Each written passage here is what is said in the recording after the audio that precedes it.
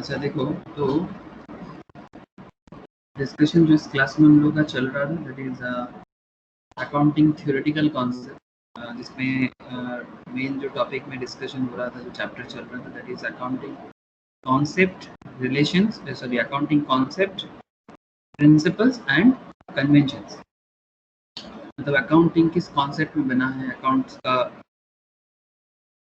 Conventions क्या है, accounting का प्रिंसिपल्स क्या है। हम लोग तीनों चीज़ों को इंटरचेंजेबली भी यूज़ कर सकते हैं, बट अगर सबसे पॉपुलर अगर कुछ है तो दैट इज अकाउंटिंग प्रिंसिपल्स। ये वर्ड सबसे ज़्यादा यूज होता है, अकाउंटिंग प्रिंसिपल्स, ये जो वर्ड है ये वर्ड सबसे ज़्यादा यूज होता है। अकाउंटिंग प्रिंसिपल्स में हम लोगों ने काफ़ी सारा प्रिंसिपल्स ऑलरेडी डिस्कशंस कर चुके थे। कुछ प्रिंसिपल्स इम्पोर्टेंट है जो अभी भी मुझे डिस्कशन आप लोगों के साथ करना ज़रूरी है, मतलब करना चाहिए। तो जैसे अगर मैं आपको एक बार रिकॉल करा दूं, जस्ट आपको एक बार नाम बता दूं, हम लोगों ने क्या क्या प्रिंसिपल्स ऑलरेडी डिस्कशंस कर लिए। आई होप आप लोगों को याद होगा। जैसे हम लोगों ने सबसे पहले डिस्कशंस किया था entity concept. After that we are discussing about money measurement concept, then we have discussed regarding periodicity concept, then accrual concept, matching concept, going concern concept, cost concept.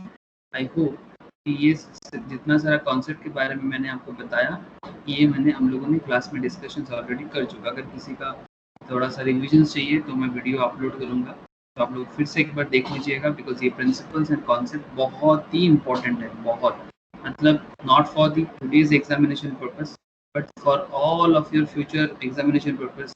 चाहे आप जो भी आगे करो, जो भी commerce related anything, whatever you want to do in your life in commerce field, आपको accounting related ये जो कॉन्सेप्ट एंड प्रिंसिपल्स है आपको आगे बहुत दूर तक लेके जाएगा। तो इसलिए ये जो कॉन्सेप्ट है, ये कॉन्सेप्ट बहुत अच्छे से फिर से एक बार देखिएगा, मुझे लगता है कि ज़रूरी है, तो एक बार देख लीजिएगा। तो आज जो है आज हम लोग फिर से बाकी जो चीज़ें हैं, लाइक तीन चार इम्पॉर्टेंट कॉन्सेप्ट है जो मुझे लगता है कि आप लोगों से एक बार मुझे डिस्कशन कर लेना चाहिए। इम्पॉर्टेंट भी है एग्जामिनेशन पॉइंट ऑफ व्यू की नज़र से देखें तो। चलो मैं स्टार्ट करता हूँ, और भी अच्छा लगेगा। पॉइंट सिस्टम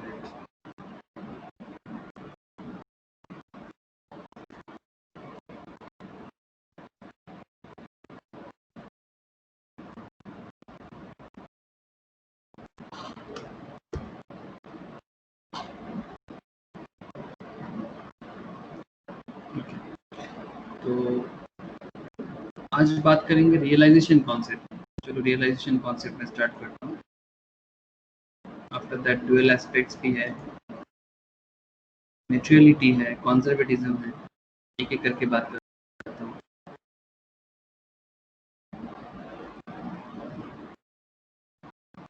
सबको मेरा साउंड क्लियरली आ रहा है ना? Yes sir. एक बार ध्यान दीजिएगा।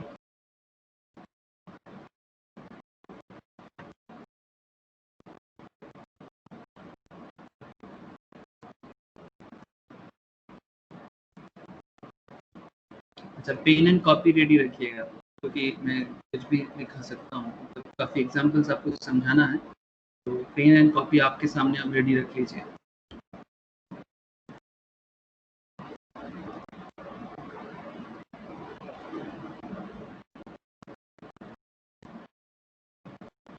अकाउंटिंग कॉन्सेप्ट एंड प्रिंसिपल्स में आज का डिस्कशन है, टुडेज टॉपिक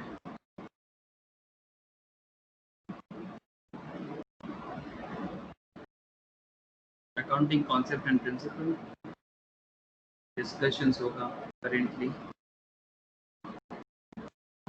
रियलाइजेशन कॉन्सेप्ट, अब देखना आपको क्या गजब का प्रैक्टिकल कॉन्सेप्ट समझ में आएगा। ये रियलाइजेशन कॉन्सेप्ट कुछ गजब ही काम करते हैं, आप देखिए तो आपको समझ में आ जाएगा। चलिए नोट्स में डिस्कस कर लेते हैं। देखिए रियलाइजेशन कॉन्सेप्ट क्या है, it closely follows the cost concept. कहता है कि रियलाइजेशन कॉन्सेप्ट है जो है, ये लास्ट क्लास में हम लोग जो ऑलरेडी डिस्कशंस किया था दैट इज कॉस्ट कॉन्सेप्ट, आपको याद होगा मैंने कॉस्ट कॉन्सेप्ट में हिस्टोरिकल कॉस्ट पे बात किया था कि अगर मैंने 1995 में मैंने अगर कोई ज़मीन खरीद के रखा था, का वैल्यू में अगर आज में चेंजेस हुआ है तो हमें क्या करना चाहिए। तो अगर जैसे ज़मीन का वैल्यू मतलब the land value time to time change होता है ना। 95 में जो लैंड मैंने परचेज किया था और आज उस लैंड का वैल्यू, और अगर मेरा बिजनेस का है और बिजनेस में बैलेंस शीट में अगर मैं परचेज प्राइस में नॉर्मली हम लोग को शो करना चाहिए, बट ये हमें एक रॉन्ग अप्रोच दिखाते हैं कि जो टाइम के साथ बदल चुका है उसको अकाउंट्स में ट्रू कॉन्सेप्ट मतलब ट्रूली वो पिक्चराइज नहीं हो पाता। तो आप देखिए ये cost concept and realisation concept थोड़ा बहुत सिमिलर है। मैं पहले आपको रियलाइजेशन कॉन्सेप्ट बताऊंगा, अगर आपको दिक्कत होगा तो मैं आपको फिर से एक बार कॉस्ट कॉन्सेप्ट के साथ मिला के बताऊंगा, ठीक है, ताकि आपको कॉस्ट कॉन्सेप्ट एक बार फिर से रिकॉल भी हो जाए और उसके साथ साथ रियलाइजेशन कॉन्सेप्ट जो है इसमें भी आपको एक ईजीनेस आ जाए। तो पहले चलो आप रियलाइजेशन कॉन्सेप्ट एक बार ध्यान से देखो। It closely follows the cost concept. Any change in value of an asset is to be recorded only when the business realize it. मतलब रियलाइजेशन कॉन्सेप्ट कहता है कि एसेट का वैल्यू में चेंज हो सकता है, इसमें तो कोई प्रॉब्लम नहीं है, बिकॉज सीरियसली बहुत सारा एसेट्स है इन आवर वर्ल्ड जिसका समय के साथ time to time the value will be increase of that asset, है ना।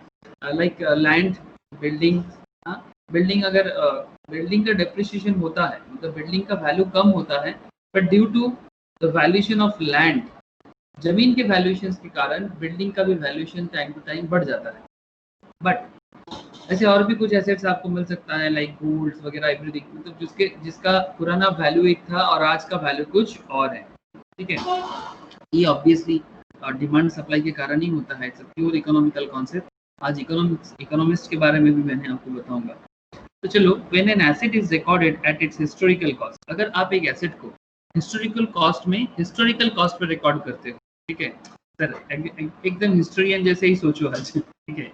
when an asset is recorded at its historical cost of 5 lakh and even if its current cost is 15 lakh, मतलब एक land है जिसका historical cost आपके लिए कितना है 5 लाख है। इसका मतलब क्या है, मतलब सिंपल है कि आप 5 लाख से ये पर्टिकुलर लैंड को परचेज किया था। लैंड वाज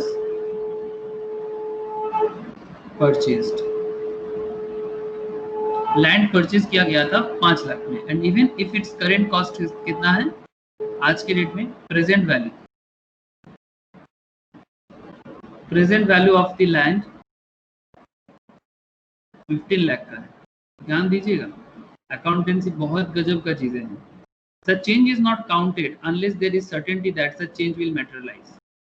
कहना ये चाहते हैं अकाउंटिंग सिस्टम कि 5 लाख का एसेट पर 15 लाख का करंट वैल्यू में अगर आज के डेट में मार्केट में मैं सेल करने जाऊं तो ये 15 लाख मुझे दे सकता है इस particular land. But there is a big question, आज अगर मैं सेल करने जाऊं मतलब if we really want to sell it today then we will realize 15 lakh, but point is that कि हम लोग इसको रियलाइज कर नहीं रहे हैं। क्या आप बात समझ पा रहे हैं मेरा, मतलब जब तक ये चीज रियलाइज नहीं होगा, मैंने कहा कि जमीन हम लोग अगर आज बेच दिया तो हमें मिल सकता है, मिला तो नहीं ना। हेलो, बात समझ पा रहे क्या? Yes sir. If we sell मतलब we really don't get it, if we really sell मतलब अगर सच में हम लोग सेल करें तो ही जाके हमें रियलाइज हो सकता है। 5 लाख का चीज 15 लाख, 5 लाख का आपका लैंड पहले से खरीदा हुआ था, लैंड परचेज था 5 लाख का। आप कह रहे हो कि ये आज के डेट में बहुत सारा लोग हैं जिनके घर में जमीन खरीदा हुआ होगा, कहीं ना कहीं आप पूछो आपके पेरेंट्स को कि क्या कहीं पर हमारा जमीन या फ्लैट परचेज किया हुआ है कि नहीं है, ठीक है, और वो होल्ड करके रख रहे हैं ताकि फ्यूचर में उसको ज़्यादा दाम मिल सके। That is the concept. लोग ज़मीन में इन्वेस्ट करते हैं और समय के साथ ज़मीन का वैल्यू बढ़ रहा है बिकॉज सोसाइटी में जगह कम होते जा रहा है, पॉपुलेशन बढ़ते जा रहा है, specially in the city oriented area, ठीक है, मतलब लाइक कोलकाता, मुंबई, दिल्ली, चेन्नई, बैंगलोर, हैदराबाद, ये सब सिटीज ओरिएंटेड एरिया में इवन गाँव में भी ज़मीन का वैल्यू बढ़ रहा है।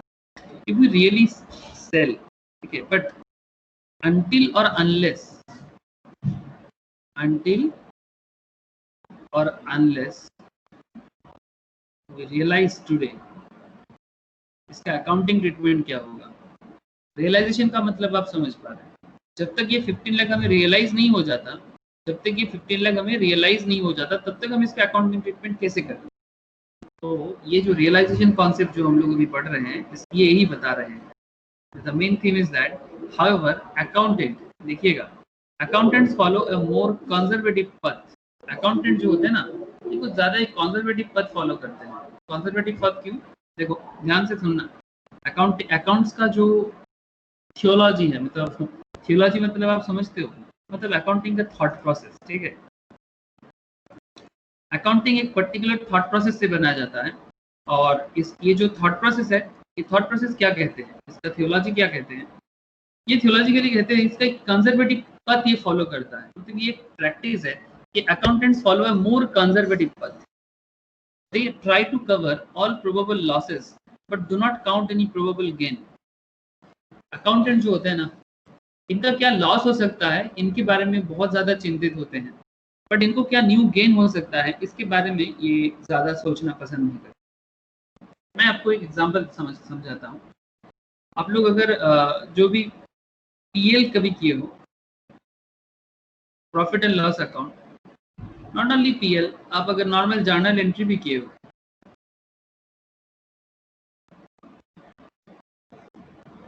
जिन्होंने अभी तक नहीं किया उनको बाद में और भी चैप्टर्स पे कराया जाएगा। जर्नल एंट्री में एक चैप्टर्स भी आते हैं,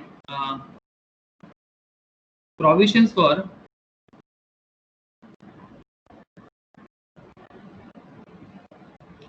bad and doubtful date. Provisions for bad and doubtful date, ये चीज़ हम लोग 11-12 में ही पढ़ते हैं, क्लास 11 में ही इसको पढ़ाया जाता है। लेकिन कोई कोई जो लोग प्रोफेशनल्स पढ़ते हो तो उनको शायद हो गया होगा, लेकिन जिनका सिर्फ 11 है तो उनका शायद बाकी है, तो बाद में आप करोगे इसको। तो provisions for bad and doubtful date, ये पॉइंट का मतलब क्या है? Provisions for bad and doubtful date का मतलब, meaning is very simple. Provisions for bad and doubtful date का मतलब बहुत सिंपल है कि प्रोबेबल लॉस, सपोज आप किसी को सेल किए हो, डेटर जिसको आप सेल करते हो, क्रेडिट सेल, उसको क्या कहते हो? हेलो स्नेहा, क्रेडिट सेल हम जिसको करते हैं उसको क्या कहते हैं हम लोग?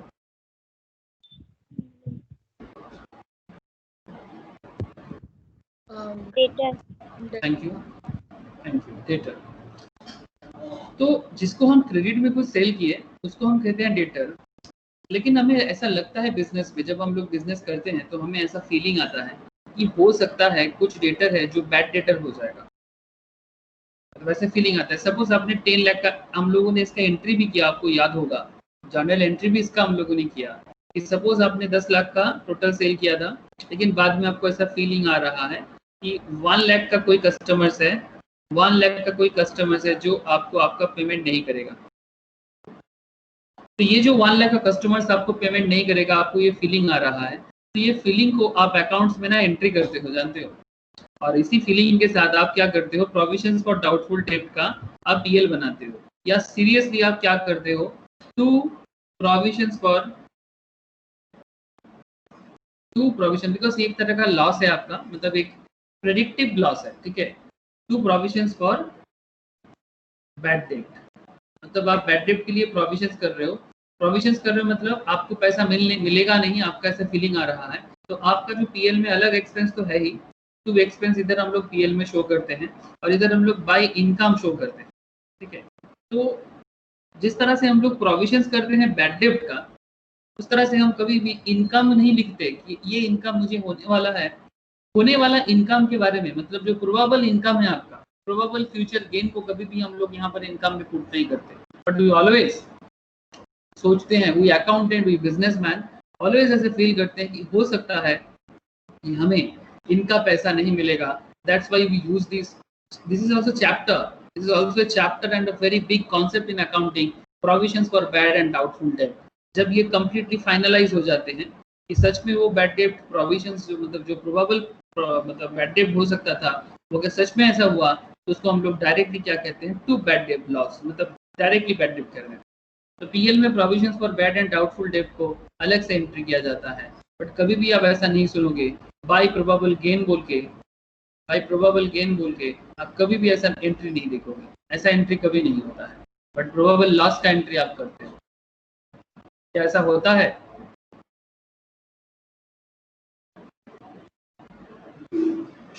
जिन्होंने भी पहले मैम के पास पीएल अकाउंट वगैरह किए हो, उन्हीं को स्पेशली पूछ रहा हूँ, जो लोग साथ में प्रोफेशनल्स भी पढ़ते हो, ऐसा होता है कि नहीं होता प्रॉफिट एंड लॉस अकाउंट में? होता है सर, ठीक है। तो वही वाला कॉन्सेप्ट जो मैं आपको यहाँ पर समझा रहा हूँ कि यही है रियलाइजेशन कॉन्सेप्ट, ठीक है। रियलाइजेशन कॉन्सेप्ट का कॉन्सेप्ट एकदम सिंपल है कि accountant follow a more conservative path, they try to cover all probable losses but do not count any probable gain, ठीक है। जिनका एडवांस पार्ट अभी तक हुआ नहीं है, कोई बात नहीं, धीरे धीरे सब कुछ पढ़ोगे, मैम आपको बाकी और भी एडवांस चीज सिखाएंगे, बट ये बेसिक कोई पहले प्रैक्टिकल करके फिर बाद में आप बेसिक सीख लो, या फिर पहले बेसिक सीख के बाद में प्रैक्टिकल सीख लो, कहीं ना कहीं आप कनेक्ट हो जाओगे, डजंट मैटर। तो दिस इज टू से if accountants anticipate decrease in value, अगर सपोज अकाउंटेंट को लग रहा है कि उसका जो भी अकाउंट्स है वो वैल्यू कम हो जाएगा, they count it, but if there is increase in value they ignore it. अगर उनको लगता है कि वैल्यू बढ़ेगा एसेट का या इनकम बढ़ेगा तो उसको इग्नोर करते हैं, बट अगर उसको लगता है कि वैल्यू गिर जाएगा तो वो उसको जरूर वहां पर लिखते हैं until it is realized। जब तक रियलाइज नहीं होता तब तक इंक्रीज को कभी नहीं हम लोग देखते। इकोनॉमिस्ट का कहना है, इकोनॉमिस्ट क्या कहते हैं, economist are highly critical about the realization concept, they are highly critical. इन्हें प्रॉपर्टी समझ में नहीं आता कि क्या ये सही है कि नहीं है। According to them this concept creates a value distortion and makes accounting meaningless. देखो सर, इकोनॉमिक्स और अकाउंट्स के बीच में झगड़ा हो गया, क्या आप देख रहे हो? इकोनॉमिस्ट एंड अकाउंटेंट के बीच में झगड़ा हो गया, झगड़ा समझते हो ना? मतलब मिसकम्युनिकेशन, मिसअंडरस्टैंडिंग हो गया, इकोनॉमिस्ट वर्सेस अकाउंटेंट। सर आप किधर हो?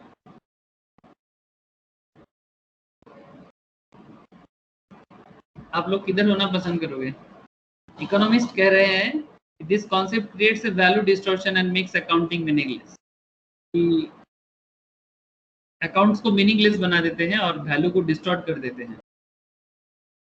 चलो, आपको साइड लेने का भी कोई ज़रूरत नहीं है, बिकॉज इकोनॉमिक्स भी आपका सब्जेक्ट है, अकाउंट्स भी आपका सब्जेक्ट है, तो किसी का साइड लेने का ज़रूरत नहीं है, लेकिन आप लॉजिकली सोचो। चलो एक एग्जांपल लिखो, एक एग्जांपल लिखो, अभी क्लैरिटी आ जाएगा। लिख रहे हो क्या एग्जांपल?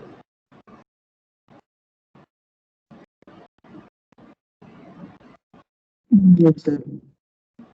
एग्जांपल लिखो,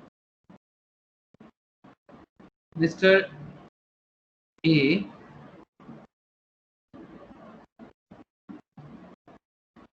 purchased piece of land. Mr. A purchased a piece of land on 1/1/1995 and paying 2000। कितना पे कर रहे हैं लैंड के लिए? 2000 पे कर रहे हैं। Its current market value, its current market value, इसका करेंट मार्केट वैल्यू है, मतलब जो जमीन वो उसने परचेज किया था उसका आज के डेट में मार्केट वैल्यू है 1,02,000 का, रुपीज 1,02,000 का। ऑन डेट दे के रखा है क्वेश्चंस में 31 दिसंबर 2015, 31 दिसंबर 2015 में इसका वैल्यू दे के रखा है। सवाल ये है, शुड द अकाउंटेंट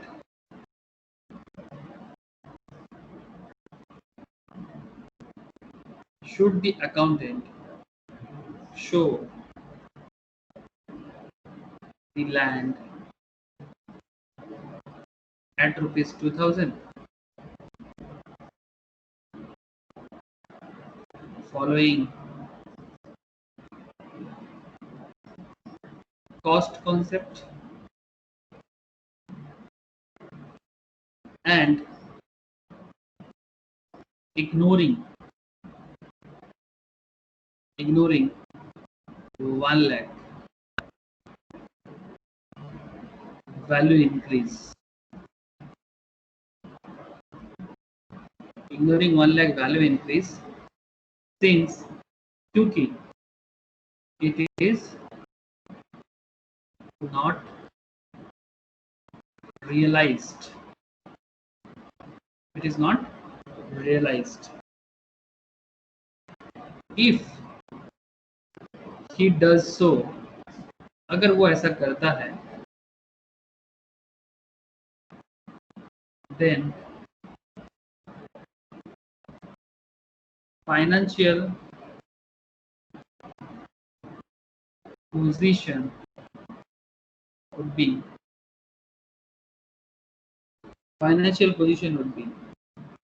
क्या होना चाहिए? सवाल समझ में आ गया ना? क्वेश्चन क्लियर है? मिस्टर ए ने एक पीस ऑफ लैंड परचेस किया 1995 में. जिस जमीन उसने परचेस किया था 1995 में उसका दाम है 2000 का. उसका करेंट मार्केट वैल्यू चल रहा है 2015 के 31 दिसंबर में 1,02,000 का. सवाल ये है, the question is should the accountant show the land at ₹2000 following cost concept. अगर वो कॉस्ट कॉन्सेप्ट फॉलो करेगा तो आई थिंक उसे 2000 फॉलो करना चाहिए. अगर आप लोग लास्ट दिन कॉस्ट कॉन्सेप्ट हम सीखा था तो आपको याद होगा कि अगर वो कॉस्ट कॉन्सेप्ट के साथ जाता है तो 2000 इज वेरी इंपॉर्टेंट. अगर वो इग्नोर करता है 1 लाख वैल्यू इंक्रीज को, it is not realize. But सवाल ये है कि ये 1 लाख उसको मिला नहीं है, मतलब जिसका वैल्यू करेंटली 1,02,000 है, बट उसने मार्केट का वैल्यू दिखाया, बट उसको मार्केट में सेल करके पैसा नहीं मिला. Still he don't have any sale value और don't realise it as a cash. Cash नहीं मिला, जमीन बेच के उसको जो पैसा मिलना था वो मनी उसको नहीं मिला. तो since it is not realised, तो if it does so the financial position क्या होना चाहिए? तो आपके पास दो उपाय है. पहला, फर्स्ट बैलेंस शीट. अगर वो कॉस्ट कॉन्सेप्ट फॉलो करता है तो उसका बैलेंस शीट देखने में कुछ ऐसा होगा. As you know, this is the liability side. ये आपका लाइबिलिटी साइड है, ये आपका एसेट साइड है. लाइबिलिटी साइड में आप कैपिटल शो करो. कैपिटल कितना है आपका?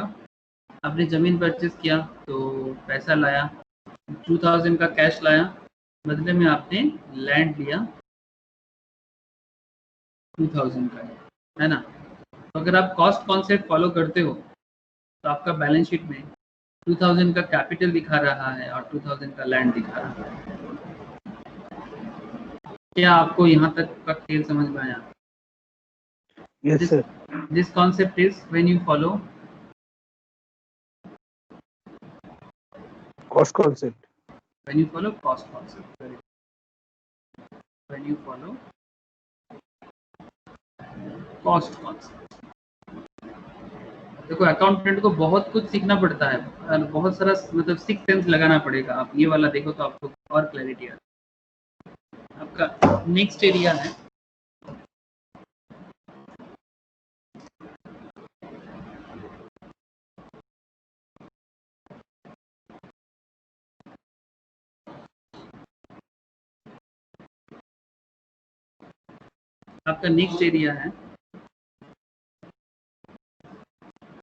Realisation concept.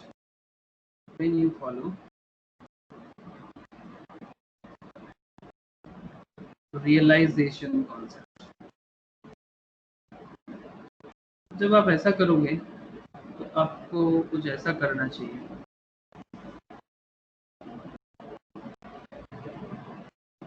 Balance sheet, liability, asset. देखो तो ये सुनने में कैसा लग रहा था?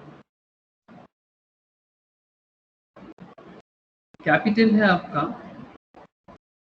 2000 का कैपिटल बोल सकता हूँ बिकॉज आपने जमीन 2000 में लिया था, लेकिन लैंड जो है आपका करेंटली इसका वैल्यूएशन है 1,02,000। तो मैं ये कह सकता हूँ कि आपका कैपिटल आपने जो बिजनेस में इंट्रोड्यूस किया था वो 2000 ही, आप इसको 1 लाख नहीं कह सकते, 1,02,000। बट करेंटली जो लैंड आपके पास है उसका वैल्यूएशन है 1,02,000 का। तो 1,02,000 यहाँ पर और 2,000 यहाँ पर, तो बैलेंस क्या है? 1 लाख का बैलेंस आ रहा है। इस बैलेंस को क्या कहना चाहिए जानते हो? इसको कहना चाहिए अनरियलाइज्ड गेन। मतलब आप इस तरह का कर सकते हो कि ये गेन आप कर सकते हो बट ये अनरियलाइज्ड गेन है। क्या ये कॉन्सेप्ट थोड़ा लॉजिकल ज्यादा लग रहा है?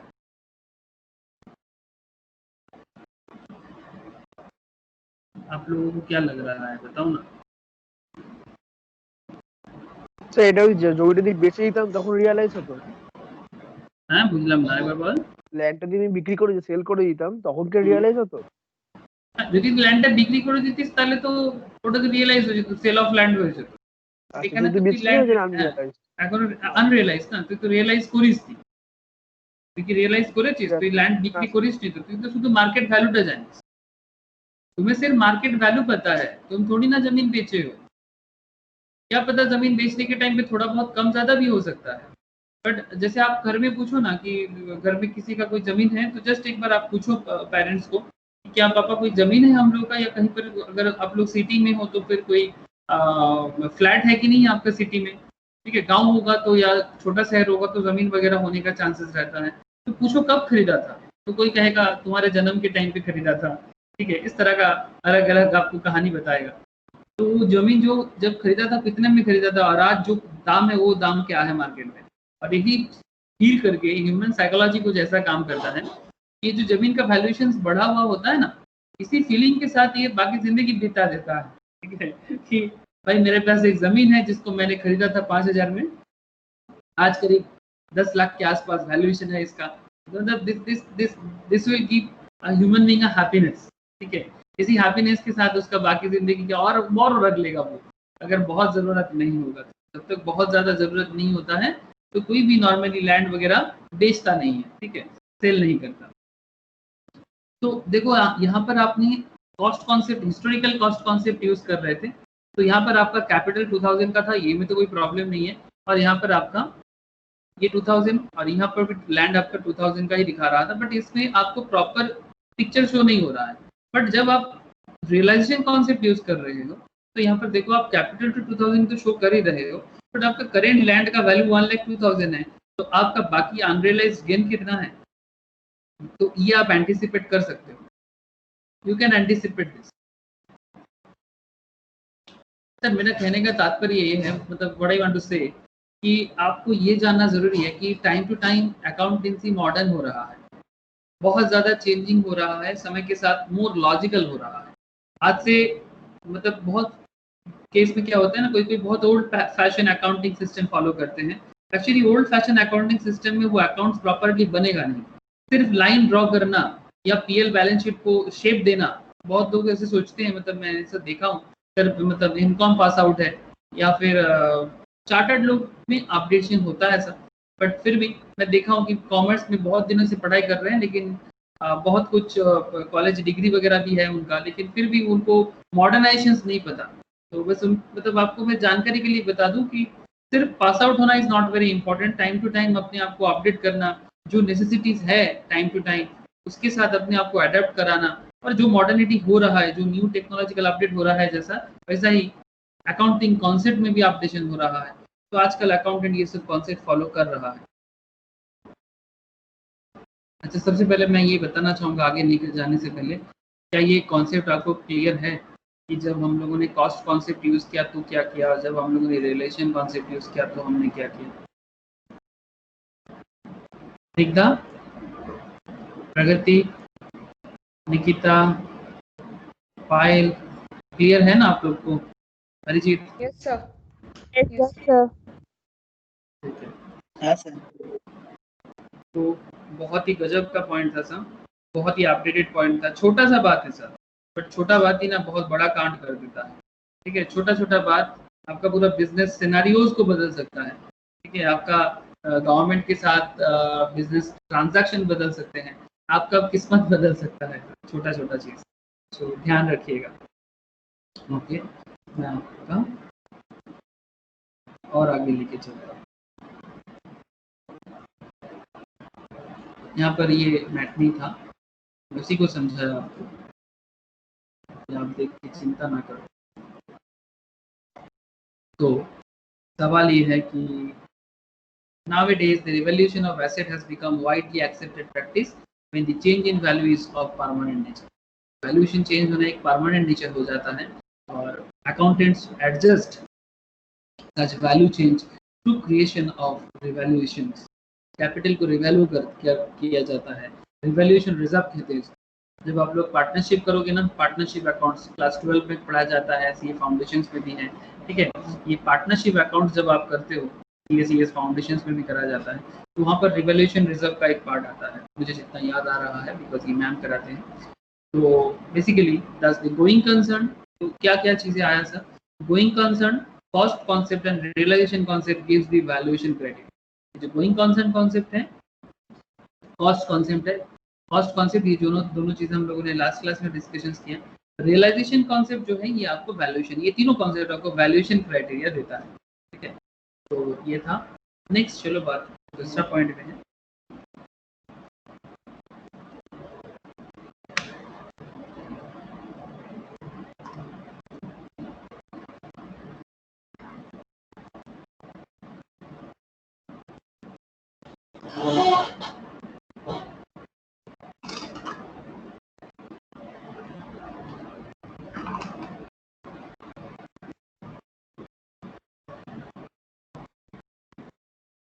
ये जो नेक्स्ट कॉन्सेप्ट है ना, वीवीआईपी कॉन्सेप्ट है, वेरी वेरी इंपॉर्टेंट कॉन्सेप्ट। आप लोग जिस दिन अकाउंट्स करना चालू किए उसी दिन आप लोगों को मैंने एक चीज बताया था, डबल एंट्री बुक कीपिंग, मैंने बताया था ना। इवन आप लोग देखना, बहुत सारा किताब होता है 11-12 लेवल में, या फिर कोई भी अकाउंट्स का किताब आप उठा लो, देखना वहां पर लिखा रहता है double entry book keeping system. Accounts किताब में ही ये चीज लिखा रहता है। मतलब अकाउंटेंसी का दूसरा नाम भी बोल सकते हो आप, you can use it as synonymous of accounting. Accounting system मतलब ही है वो डबल एंट्री सिस्टम से काम करेगा। और ये डबल एंट्री कॉन्सेप्ट आया कहाँ से जानते हो? डबल एंट्री कॉन्सेप्ट आया ये डुअल एस्पेक्ट कॉन्सेप्ट। मतलब क्यों अकाउंटेंसी को double entry book keeping system कहा जाता है और क्यों है इसका डबल एंट्री सिस्टम, इसका मतलब भी आज आपको समझ में आ जाएगा बहुत क्लैरिटी के साथ। तो याद रखिएगा ये कॉन्सेप्ट, डुअल एस्पेक्ट कॉन्सेप्ट बहुत इंपॉर्टेंट है। देखो लिखा भी है, the concept is the core of double entry book keeping. Every transaction और इवेंट हैज टू एस्पेक्ट्स। हर ट्रांजैक्शन का दो एस्पेक्ट्स होते हैं। तभी तो आप लोग जब जर्नल एंट्री करते थे, जब हम लोग एक सिंपल में बहुत सारा एंट्रीज हो सकता है, जैसे हम लोगों ने ट्रांजैक्शंस क्या है, बिजनेस स्टार्टेड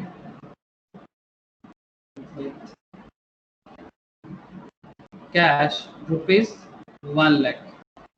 तो सवाल ये उठता है कि बिजनेस 1 लाख से स्टार्ट किया गया है, this is the transactions, this is the transactions. Okay, very good, no problem with this transaction. But problem यही है कि इस ट्रांजैक्शंस का डबल एंट्री करना पड़ेगा।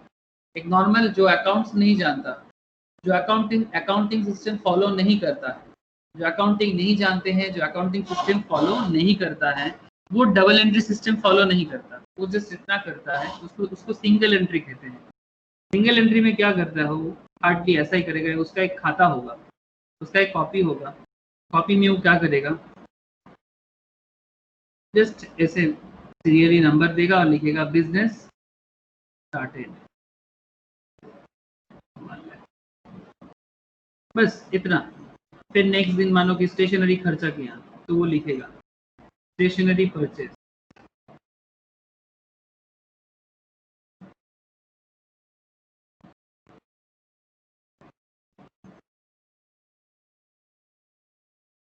स्टेशनरी परचेज, स्टेशनरी परचेज करेगा सपोज 20,000 का, तो उसने ऐसे जस्ट लिखेगा।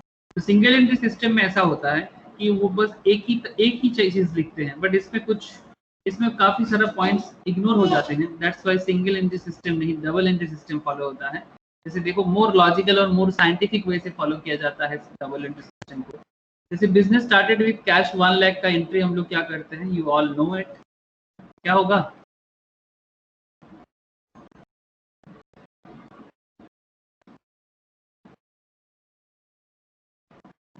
यही होगा ना सर?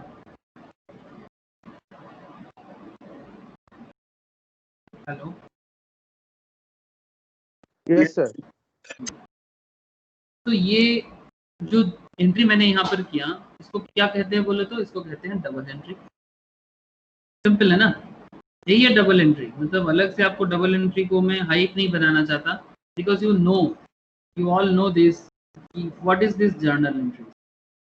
ये जर्नल एंट्रीज में डबल एंट्री किया जाता है और फिर जाके इसका लेजर पोस्टिंग होता है। फिर लेजर में जब हम लोग कैश अकाउंट बनाएंगे, तो कैश अकाउंट में क्या एंट्री होगा? कैश में टू कैपिटल, और आप जब कैपिटल अकाउंट बनाओगे तो वहां पर क्या लिखोगे? By cash. तो इस तरह से एक दूसरे के साथ जो मैचिंग करके जो आप मतलब आगे निकलते हो, ये डुअल एस्पेक्ट के कारण ही होता है। लेकिन सिर्फ इतना ही नहीं, डुअल एस्पेक्ट का और भी कहानी है, जो आपको एक मैं एग्जांपल के साथ अभी बताने वाला हूँ। तो जस्ट वेट एंड वॉच, बहुत धीरे ध्यान से देखना और पेन एंड कॉपी पास में रखना, बिकॉज एग्जाम्पल काफी सारा सॉल्व करना है। तो यहाँ पर आप देख सकते हो कि फर्स्ट पॉइंट डुअल एस्पेक्ट का क्या बताया, it increase one asset and decrease other asset. एक एसेट को बढ़ाता है तो दूसरे एसेट को कम भी कर सकता है। It increase an asset and simultaneously increase liability. मतलब ये भी हो सकता है कि ये एसेट को इंक्रीज कर रहा है, साइमल्टेनियसली आपका लायबिलिटी को भी बढ़ा रहा है। सर एक बार याद करो, अकाउंटिंग इक्वेशन सिखाया था आपको बहुत दिनों से, याद है ना? स्निग्धा, अकाउंटिंग इक्वेशन याद है स्निग्धा? हाँ प्रगति, याद है ना? Yes sir. तो अकाउंटिंग इक्वेशन हम लोग जब करते थे, आपको याद होगा कि एक बार आप एसेट परचेज कर रहे थे, तो फिर एसेट परचेज के साथ साथ आपका कैश जा रहा था, तो कैश भी आपका एसेट है। एक मुझे याद आ रहा है, एक एंट्री मैंने सिखाया था, आई थिंक टाइपराइटर वाला। तो अगर आप याद कर पाते हो कि जब आप टाइपराइटर परचेज कर रहे हो, सपोज आप 3,000 रुपये से एक टाइपराइटर परचेज कर रहे हो, तो 3,000 इज योर कैश। तो टाइपराइटर परचेज करोगे तो एसेट इंक्रीज कर रहा है, कि बिकॉज टाइपराइटर आपका एसेट है, टाइपराइटर आपका एसेट इंक्रीज कर रहा है, बट कैश भी आपका एसेट है जो डिक्रीज कर रहा है ना? ऐसा हो रहा था। तो डुअल एस्पेक्ट कॉन्सेप्ट में कुछ भी हो सकता है, काफी सारा मैटर हो सकता है, सिर्फ एक पैरामीटर नहीं है, इसका डिफरेंट पैरामीटर है। जैसे कि it increase one asset and decrease other asset, it increase an asset and simultaneously increase liability. ये भी हो सकता है कि आप एसेट के साथ साथ लायबिलिटी भी बना दो। जैसे कि अगर आप क्रेडिट में करोगे तो एसेट आएगा, क्रेडिट में एसेट परचेज करो तो आपका एसेट तो बढ़ जाएगा, बट साथ में आपका लायबिलिटी भी क्रिएट हो जाएगा।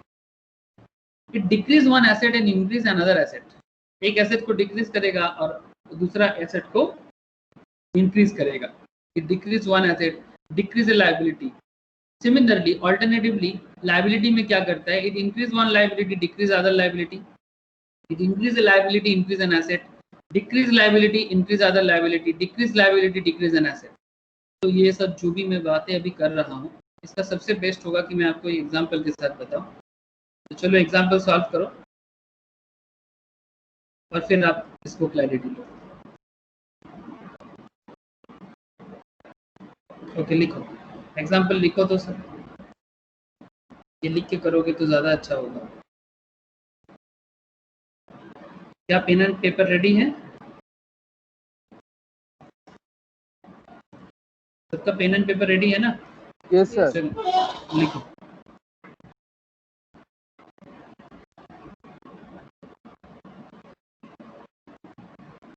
एग्जाम्पल,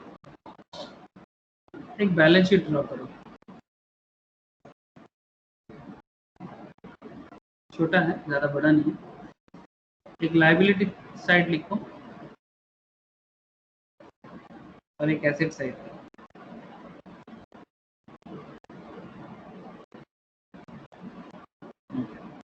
बैलेंस शीट में लायबिलिटी साइड में पहले लिखो capital 1,50,000, bank loan.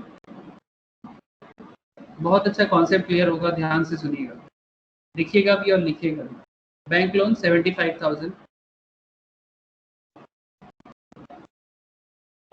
Other loan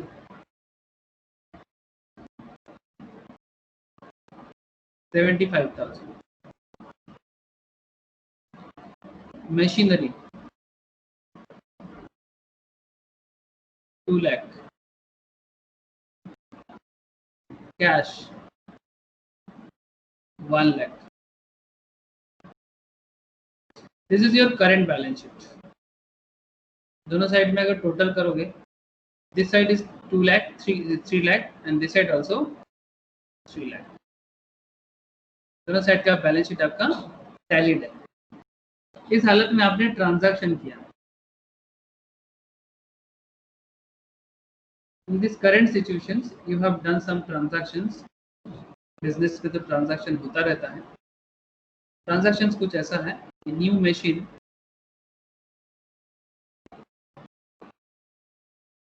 is purchased.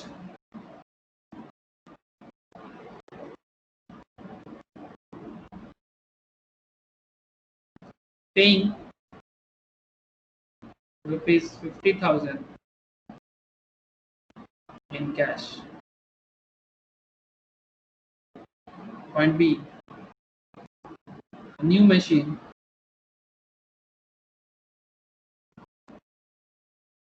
is purchased. लिखते हुए करो सर, बिकॉज हमेशा पढ़ाई लिखते हुए करोगे तो ही जाके पढ़ाई याद भी रहता है और भूलने का चांसेस कम हो जाते हैं। तो जैसा मैं बोले जा रहा हूँ वैसे भी आप करते चलो। अगर आप मानो कि मेरे सामने नहीं हो, कोई सोचोगे कि सर देख तो नहीं पा रहे, मैं अगर ना लिखूँ तो क्या होगा, सर ऐसा करने से आप अपने आप को ही सजा दोगे, मुझे नहीं। A new machine is purchased for rupees 50,000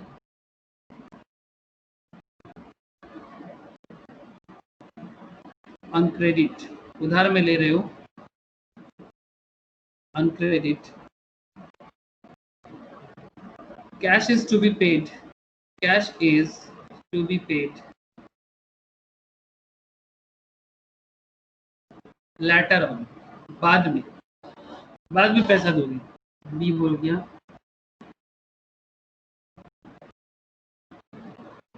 C, cash paid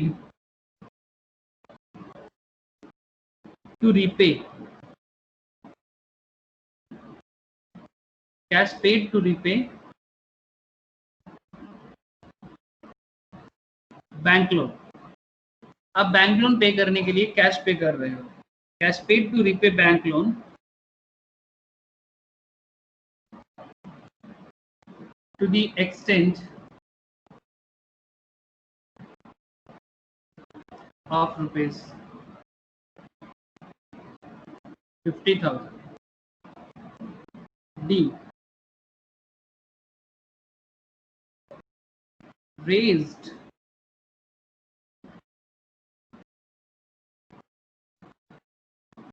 bank loan of rupees 50,000 to pay off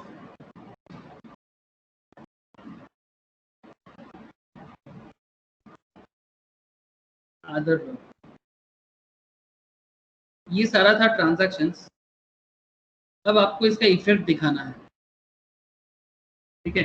ये था ट्रांजैक्शंस, ये जो भी मैंने आपको अभी लिखाया ये क्या था, ट्रांजैक्शंस था। ट्रांजैक्शंस था, जैसे यहाँ पर पहले ट्रांजैक्शन ये हुआ,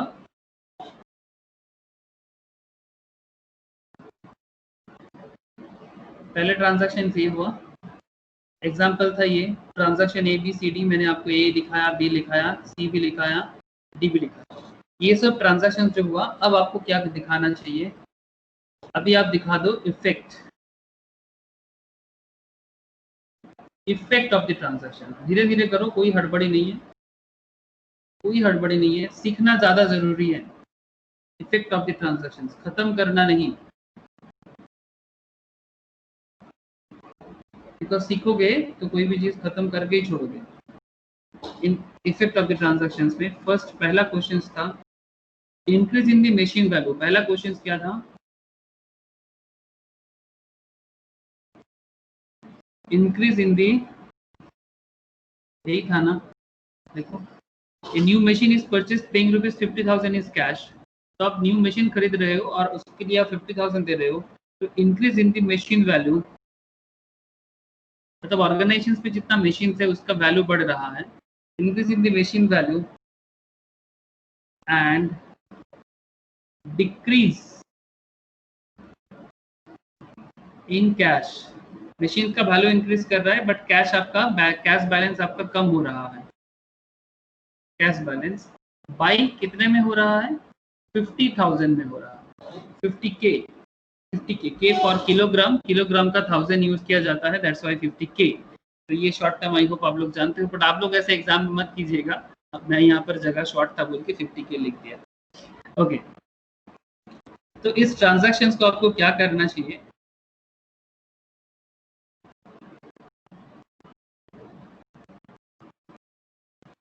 इस ट्रांजैक्शंस को आप बैलेंस शीट बना के आपको दिखाना पड़ेगा। तो चलो इसका बैलेंस शीट बनाओ।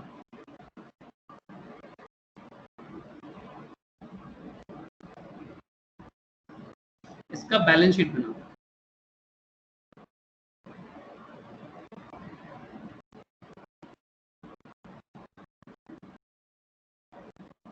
बनाओगे इसका बैलेंस शीट?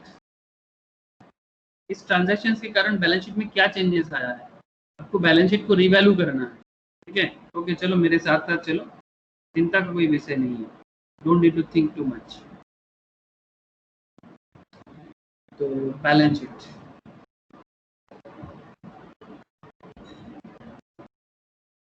एक देख लो, इसके बाद बाकी सारा हो जाएगा। जैसे कि आपको पता है बैलेंस शीट में liability, assets, this side is debit side, this side is, अच्छा बैलेंस शीट में ऐसा कुछ नहीं होता। हम सर बैलेंस शीट में ऐसा लिखने का जरूरत नहीं होता, मैंने गलती से पीएल ट्रेडिंग में लिख सकते हो। तो आपको पता है क्वेश्चंस में देखो तो कैपिटल कितना का था स्टार्टिंग में, एकदम स्टार्टिंग में कैपिटल कितना था, 1,50,000। 1,50,000 1,50,000 का कैपिटल था। Bank loan 75, other loan 75, machinery 2 lakh, cash 1 lakh. ये है आपका सिचुएशन। ठीक है, अब आपका न्यू बैलेंस शीट में सिचुएशन क्या होगा, आप मुझे हेल्प करो, मुझे हेल्प करो कोई, न्यू बैलेंस शीट में सिचुएशन क्या होगा, कैपिटल का कुछ चेंजेस आएगा क्या? कैपिटल में कुछ नहीं हुआ, 1,50,000 का कैपिटल था, कैपिटल 1,50,000 का ही रहेगा। बैंक लोन में भी आपका ज़्यादा चेंजेस नहीं है, बिकॉज बैंक लोन भी आपने कुछ नहीं दिया। तो बैंक लोन भी आपका 75,000 का था, ये भी 75,000 का रहेगा। अदर लोन कुछ हुआ है क्या? नहीं सर, कोई लोन नहीं हुआ इस ट्रांजैक्शन में, तो 75,000 का ये भी है। सर मशीनरी में any changes in machinery? Sir 2,50,000। Thank you. 2 lakh का मशीनरी था आपका, प्लीज एक बार मैं फिर से दिखाता हूँ। पुराना ट्रांजैक्शन आपके पास है, मशीनरी आपके पास 2 लाख का था, but in this current transaction new machinery is purchase paying ₹50,000 in cash. तो आप जो मशीन ले रहे हो उसका वैल्यू कितना है? 50,000। तो आपका न्यू मशीनरी कितने का होगा? 50,000 का होगा। तो करेंटली आपका जो मशीन का वैल्यू है दैट इज 2 लाख का था, तो यहाँ पर आप लोगों ने 2 लाख प्लस 50,000, मतलब 2 लाख का था पुराना, उसके साथ ऐड हो गया 50K, तो मशीनरी हो गया 2,50,000 का। कैश में कोई चेंजेस? Sir cash 50,000। कैश आपका 1 लाख था, अभी एक 50,000 का कैश चला गया, आपका 1 लाख का कैश था, पर आपने मशीनरी के लिए 50,000 खर्चा कर दिए, तो आपका न्यू कैश हो जाएगा 50,000। ये कैसे आया? 1 लाख माइनस 50K। ठीक है, फॉर योर अंडरस्टैंडिंग, ये लिखने का जरूरत नहीं है, बट फिर भी मैं आपको समझाने के लिए लिखा रहा हूँ। तो this is your balance sheet completed. But देखो चेंजेस हो गया। अरिजीत समझ में आ रहा है? अरिजीत, निबीर समझ में आ रहा है? Nibir, yes sir. Vishwajeet,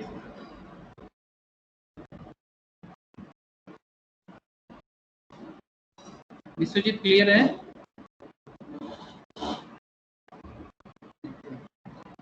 Snigdha clear? तो स्निग्धा Yes, Yes. ठीक है, ठीक है, चलो। तो देखो आपका न्यू बैलेंस शीट हो गया। ये आपका फर्स्ट ट्रांजैक्शंस का बैलेंस शीट है।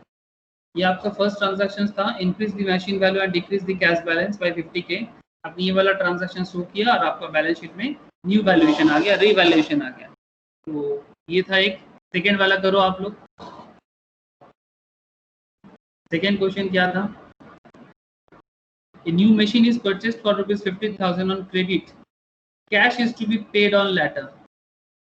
50,000 कर तो रहे हो लेकिन कैश बाद में पे करोगे। चलो फटाफट करो।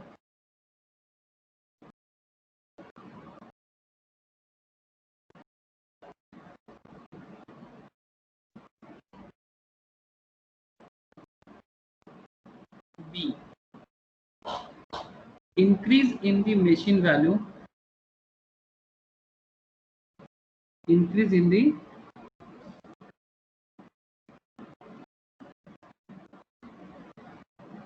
machine value.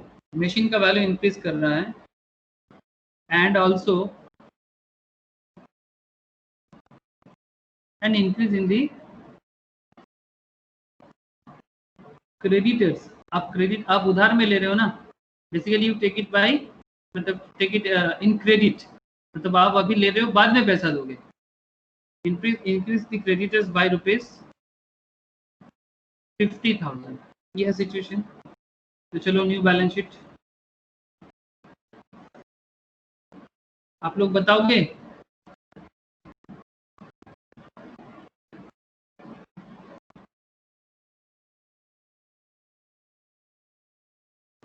स्निग्धा, कैपिटल क्या होगा बताओ? Sir, ठीक। A. हाँ स्निग्धा, सेम रहेगा। यस, सेम रहेगा। कैपिटल 1,50,000 जैसा था वैसा ही रहेगा, बिकॉज कैपिटल में ज्यादा चेंजेस कुछ नहीं हुआ है। अच्छा, बैंक लोन में any changes? No sir. Bank loan में भी no changes.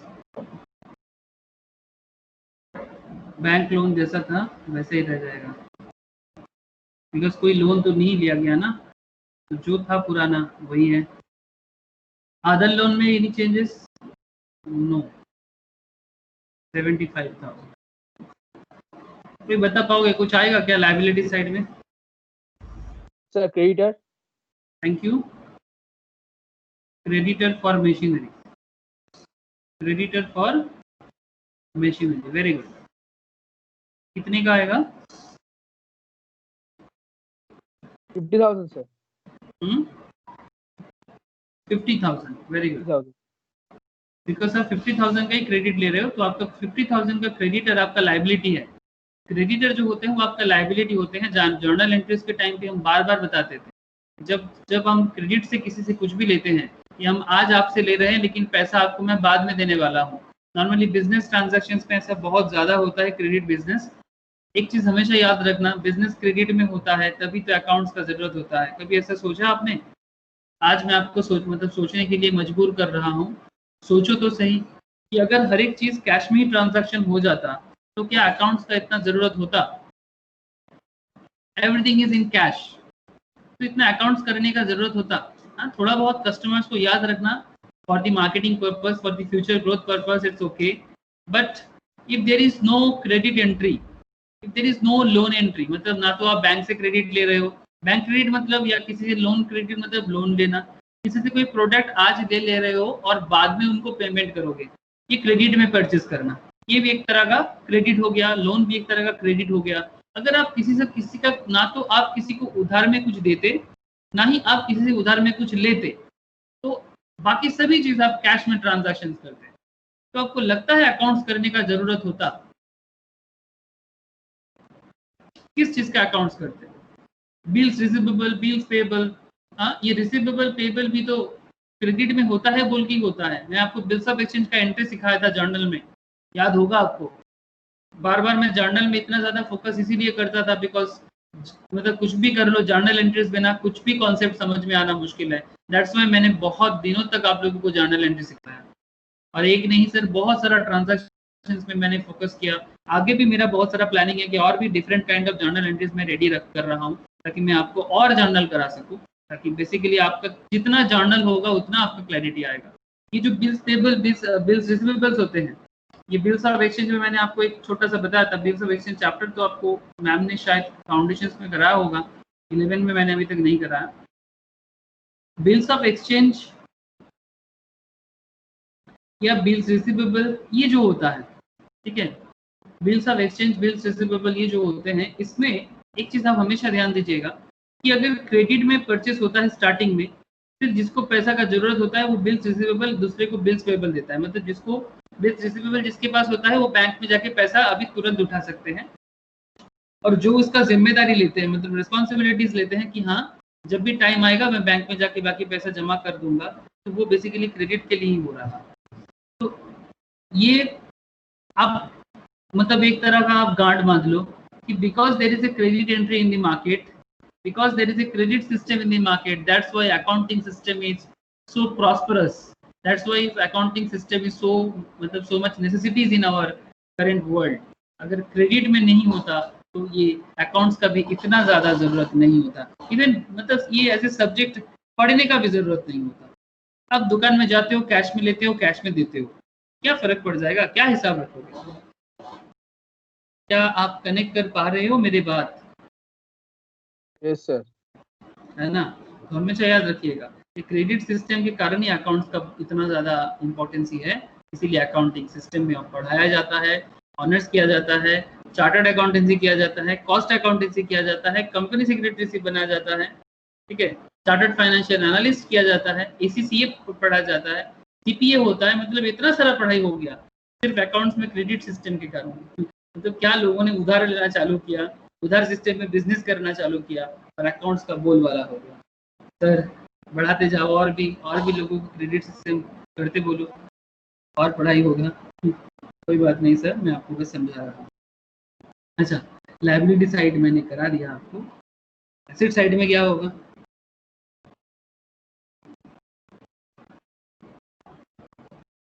Machinery. Sir machinery 3 lakh হবে। क्यों बाबू 3 लाख क्यों? আগে তো ট্রানজাকশন এটা হচ্ছে, তারপর ট্রানজাকশন বি, তো ওখান থেকে 2.5 লাখের পর আবার 50,000 টাকা আবার নতুন মেশিন হলো, 50,000 ওখানে হলো, বেড়ে গেল। क्या सबको लगता है कि मशीनरी 3 लाख का होगा? सर 2,50,000। 2,50,000 का होगा। देखो यहीं पर कुछ खेल था। Increase in the machine value and increase in the creditor by 50,000। ये मशीन का वैल्यू 2,50,000 ही दिखाना पड़ेगा आपको, बिकॉज आपने मशीन लिया बट उधार में लिया। बिकॉज ये जो 50,000 आप इधर दिखाया, ये क्यों दिखाया? क्रेडिट में है ना, तो ये जब तक क्रेडिट आप कंप्लीट नहीं करोगे तब तक इसका वैल्यूएशन आप नहीं बढ़ा सकते, बिकॉज आपसे कैश नहीं गया। कैश कितना दिखाओगे? कैश कितना शो करोगे? 50,000। 50,000। 1 लाख सर। 1 लाख। अभी हम लोग का कैश गया नहीं है ना। कैश गया कहाँ? सर आपने जो बैलेंस शीट स्टार्टिंग में क्वेश्चन में लिखा था वो आपका मेन बैलेंस शीट है। जो बैलेंस शीट आपने पहले लिखा था this is your main balance sheet, ठीक है। इसके ऊपर डिपेंड करके अलग अलग सिनेरियो में अलग अलग हो रहा है। पहला सिनेरियो में पॉइंट ए था, पॉइंट ए का सिनेरियो आप लोगों ने देखा। अभी हम लोग पॉइंट बी का सिनेरियो कर रहे हैं। न्यू मशीन परचेज तो किया पर क्रेडिट में किया, तो जब क्रेडिट में करते हो तो क्या आपका कैश जो है वही तो रहेगा, मशीनरी आपका जो चेंजेस हुआ था सेकंड में वो 2,50,000 का चेंजेस तो आ गया था, अब मशीनरी तो आप चेंज नहीं कर सकते, ठीक है। लेकिन आपका कैश 1 लाख का था, 1 लाख से वो 50,000 हुआ था सेकंड सिनेरियो में, बट फिर थर्ड सिनेरियो जब हो रहा है ना, तो आपको फिर से इसी 1 लाख के साथ सोचना पड़ेगा, बिकॉज आपका कैश अभी जा नहीं रहा है, बिकॉज आपके पास जो कैश है वो आपके पास रह जा रहा है। तो आप देखो पॉइंट, ये देखो आपका 50,000 का यहाँ पर था कैश, बिकॉज आपने मशीन लिया था, लेकिन जब थर्ड एंट्री में आप जा रहे हो,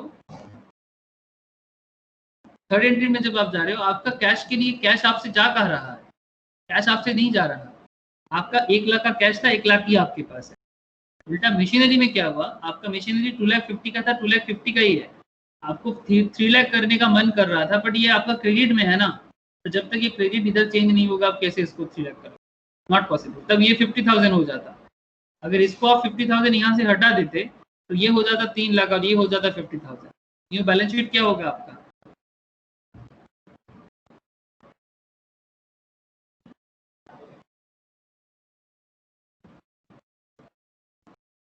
$3,50,000, 3,50,000। बोलो कोई डाउट है क्या मन में, कोई क्वेश्चन? स्निग्धा कोई क्वेश्चन है क्या? नहीं सर। समझ में आ रहा है ना स्निग्धा, বুঝতে পারছিস তো? হ্যাঁ বুঝতে পারছি। চেঞ্জেস গুলো খেয়াল রাখিস, মানে যেখানে যেটা চেঞ্জেস হচ্ছে, ক্যাশে হচ্ছে, ক্রেডিটে হচ্ছে, তার উপর ডিপেন্ড করে মেশিনারিতে কি হচ্ছে, ক্যাশে কি হচ্ছে, খুব ভালো করে মাইনুটলি খেয়াল কর। ओके नेक्स्ट, चलो आरो करते करते বোঝা যাবে, करते करते समझ में आएगा। देखो सी, सी में क्या हुआ है, decrease in bank loan and decrease in cash.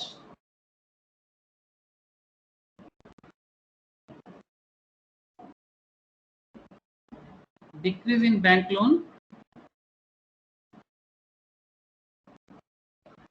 Decrease in cash, घटना ही घटा है ना बाई 50,000। चलो बैलेंस शीट ड्रॉ करो।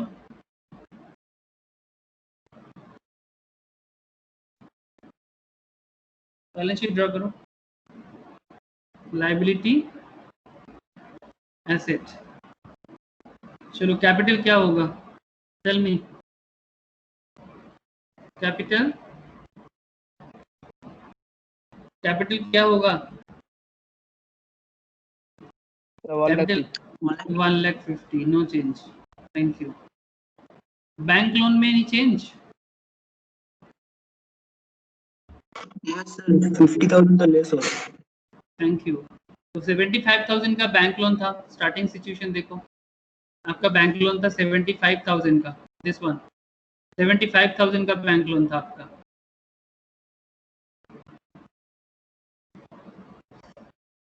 तो 75,000 से अभी आप कितना पेमेंट कर दे रहे हो, 50,000। तो 75,000 से अगर आप 50,000 दे रहे हो तो कितना पड़ा रहेगा, 25,000। Very good sir. Next, other loan में any changes? No sir. No sir, other loan आपका जैसा था वैसा ही रहेगा 75,000 का। Thank you. Machinery, any change in machinery? No sir. Machinery का वैल्यू क्या दिखाओगे? Sir 2 lakh. 2 lakh, thank you. Machinery का वैल्यू दिखाओगे 2 लाख का। कैश क्या करोगे? Sir 25,000 less. सर 50,000। कैश होगा 50,000, कैश 50,000 होगा, बिकॉज आपका 1 लाख का, आपका 1 लाख कैश था, 50,000 लोन पे कर रहे हो ना, ये जो लोन आपने पे किया 50,000, इसके कारण आपका कैश कम हो जाएगा, दैट्स वाई 1 लाख से कैश चला गया 50,000 तक, तो बैलेंस कैश है 50,000। तो ये ब्रैकेट में मैं इसलिए दिखा है ओनली फॉर योर अंडरस्टैंडिंग, ऐसे आप दिखाना नहीं, अगर दिखाना है तो हार्डली यहाँ पर दिखा सकते हो।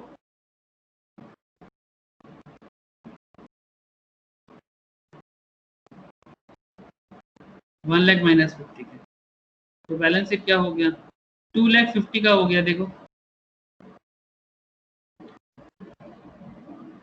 पहला वाला 3 लाख का था, फिर 3.5 लाख का बैलेंस शीट था, अभी 2,50,000 का बैलेंस शीट हो गया। जैसे जैसे देखो ट्रांजैक्शंस पे चेंजेस हो रहा है, बैलेंस शीट बदल रहा है। डी पॉइंट देख लो सर, डी में क्या हुआ, increase in bank loan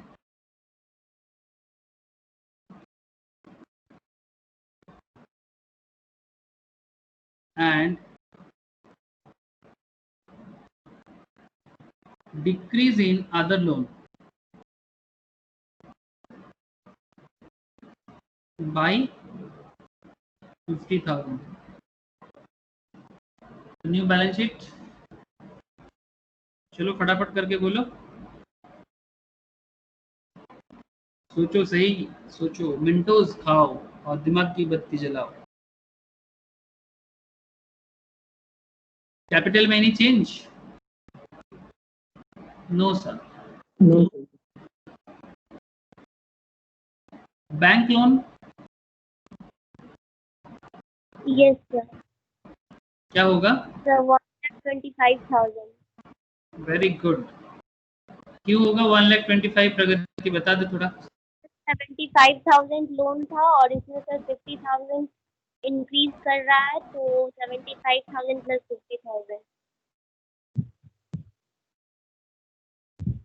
bank loan और बढ़ रहा है, वेरी गुड। तो 75,000 पहले से तो था ही, पुराना ओल्ड था, और इस बार और 75,000 लिया, सर 50,000 ना। 50,000 न्यू, यस 50,000 न्यू लोन। तो old loan plus new loan, दोनों लोन मिला के आपका बैंक लोन हो रहा है 1,25,000 का। Very good. अदर लोन में, अदर लोन था 75 का, बट अदर लोन कितना जा रहा है? 50 का। 50,000। अदर लोन जो है इसका पुराना था 75, बट इसको माइनस किया जा रहा है 50 से, 25,000। तो अदर लोन आपका हो जाएगा 25। Very good. मशीनरी में कुछ होगा क्या? नो सर, 2 लाख ही रहेगा। 2 लाख का मशीन था स्टार्टिंग से, वही रहेगा। Any change in cash? No sir. No, cash में कुछ हुआ नहीं है।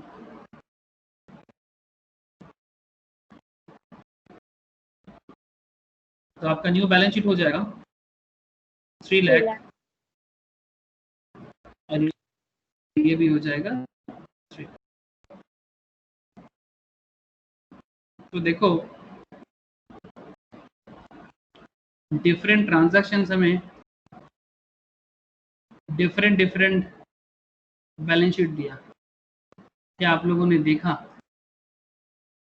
हेलो, डिफरेंट ट्रांजैक्शंस मेरा बैलेंस शीट को बार बार चेंज कर रहा था, आप लोगों ने देखा? Yes sir. यस, आप लोगों ने देखा। तो आप लोगों ने यहाँ से और क्या क्या देख सकते हो, तो लिखो, ये पूरा कंप्लीट करने के बाद एक पॉइंट लिखो नीचे, प्लीज लिखना। सो every transaction, please write it, every transaction and event has two aspects। Her transactions का एंड इवेंट का 2 एस्पेक्ट्स होते हैं। दिस गिव बेसिक accounting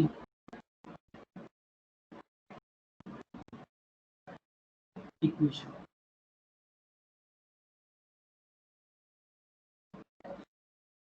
इसी से अकाउंटिंग इक्वेशंस रेडी होता है। अकाउंटिंग इक्वेशंस आपको पता है, मैं फिर भी आपको बता रहा हूँ। Equity plus liability, accounting equations chapter में बहुत फोकस किया था, आप लोगों को याद होगा। Equity plus liability equals to क्या होता है? एसेट होता है, एसेट होता है। और हम लोग ये कह सकते हैं equity equals to asset minus liability.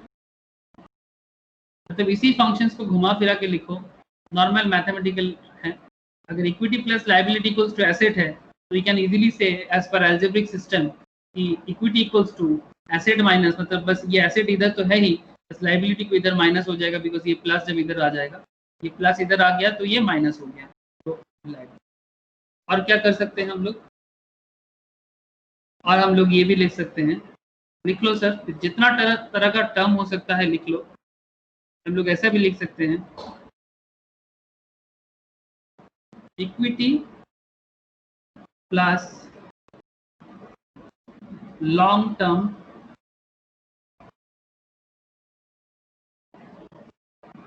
Liabilities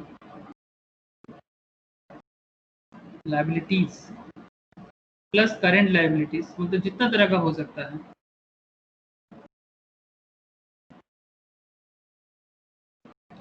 जब आप लोग थोड़ा बड़े होके, मतलब ग्रेजुएशन लेवल में या फिर इंटरमीडिएट लेवल में, जब आप लोग कंपनी अकाउंट्स करोगे तो कंपनी का अकाउंट्स करना पड़ेगा। कंपनी अकाउंट्स जब करोगे तो आप लोगों को शेड्यूल 3 ड्रॉ करना पड़ेगा, और शेड्यूल 3 के हिसाब से आपको आई होप थोड़ा बहुत यहाँ पर भी है फाउंडेशन लेवल में सीए में, बट बाकी जगह में अभी नहीं है, या फिर 12 में भी करोगे थोड़ा सा, बट डिटेल्स करोगे जब थोड़ा और बड़े हो जाओगे तो वहाँ पर आप लोग देखना कि आपको जो बैलेंस शीट फॉर्म करना पड़ेगा, वहाँ पर आपको ऐसे इसी तरह का इक्विटी प्लस लायबिलिटी करके ही आपको बैलेंस शीट फॉर्म करना पड़ेगा। ठीक है, मैं अभी ज़्यादा डिटेल्स आपको बताऊंगा नहीं, बिकॉज अभी इतना ज़्यादा ज़रूरी नहीं है। फिलहाल जब बस आप इतना फोकस करो कि क्या क्या हो सकता है। Equity plus long term liability plus current liability equals to fixed asset plus current asset. इतना सारा हो सकता है, और भी हो सकता है सर, और भी हो सकता है। और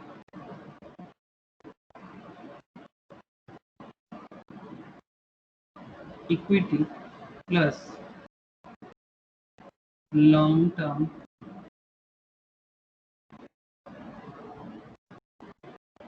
liabilities, equity plus long term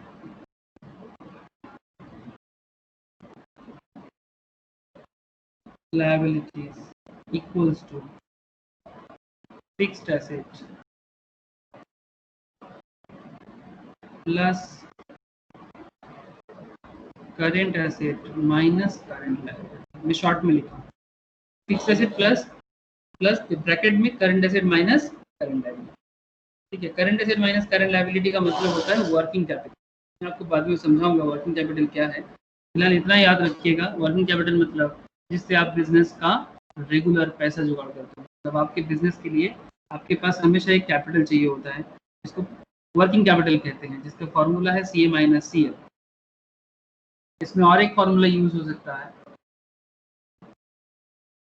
और equity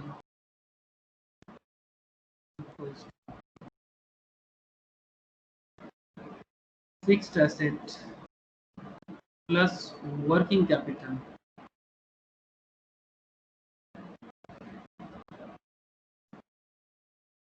minus long term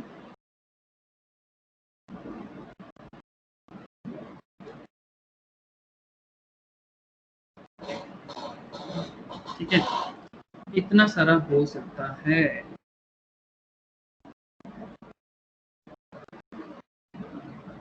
sir समझ में आया कि नहीं आया बताओ?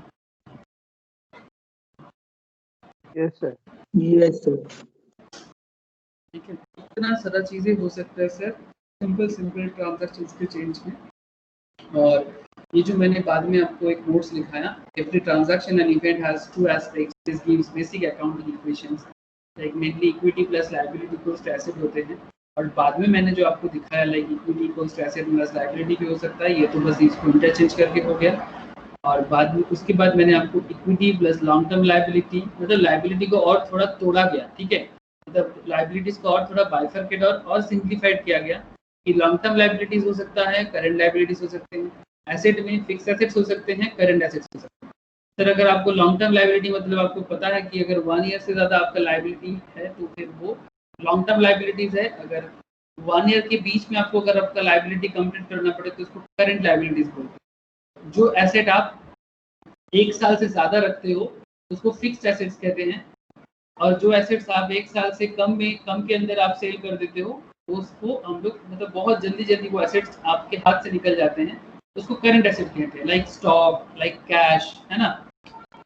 उसके बाद मैंने आपको बताया equity plus long term liabilities equals to fixed assets plus current asset minus current liability means working capital, ये भी एक हो सकता है। एंड अनदर एक पॉइंट मैंने आपको बताया equity equals to fixed assets plus working capital minus long term liabilities भी हो सकता है। तो अलग अलग लेवल में ये यूज किया जाता है, ठीक है। ज़्यादा अभी इतना डिटेल्स बस मैंने आपको जो था बता दिया।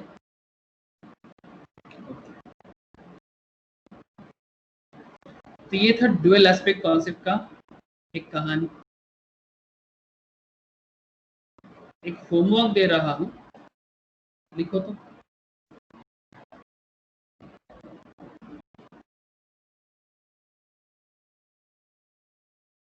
एक होमवर्क दे रहा हूँ, लिखो, घर में करना है।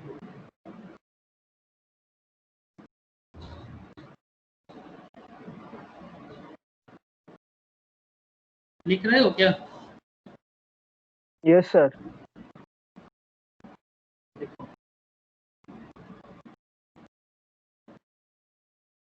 Develop the accounting equation, develop the accounting equation from the following information.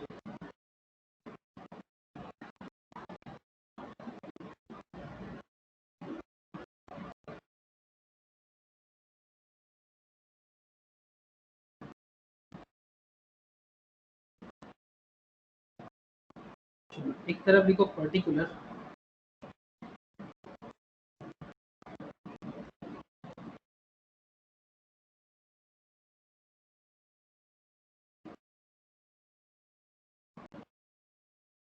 एक होगा अप्रैल 1, 2019 ब्रैकेट में लिखते हैं रुपीज,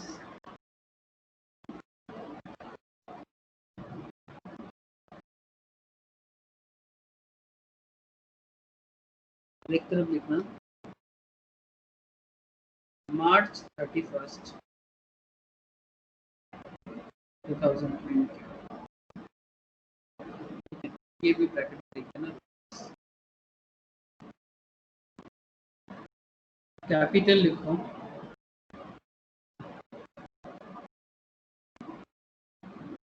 कैपिटल 1 लाख, इसका कैपिटल पता नहीं है। 12% बैंक लोन,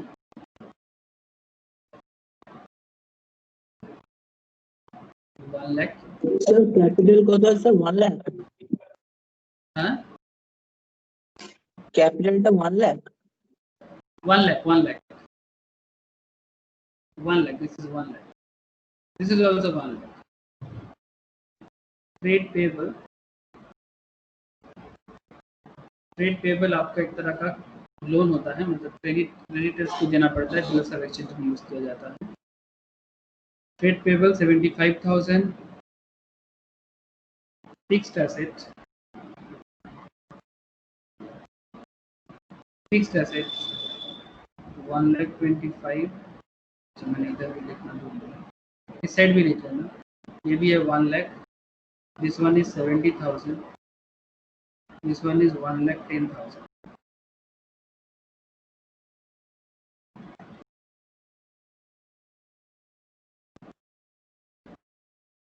1,10,000 फिक्स एसेट हो गया, ट्रेड रिसीवेबल, फिक्स एसेट 2019 এর ভ্যালুটা বলবে একবার? फिक्स एसेट 2019 এপ্রিল এটা বুঝতে পারছি না এটা। 2000 এপ্রিল 1st 2019 আর ফিক্স এসেটের ভ্যালুটা বলো একটুখানি। फिक्स 1 লাখ एसेट কত? ভ্যালু হ্যাঁ, 1,25,000 দাদা ওটা জড়িয়ে গেছে এক সেকেন্ড 1,25,000 1,25,000 ঠিক আছে। Thank you sir. Trade receivable 75,000 80,000 next page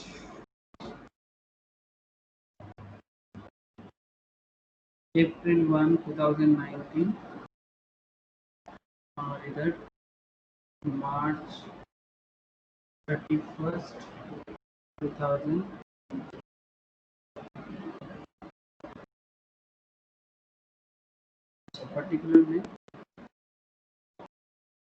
particular continuation चल रहा है। इन्वेंट्री दे दो 70,000 का, इधर दे दो 80,000 का। Cash and bank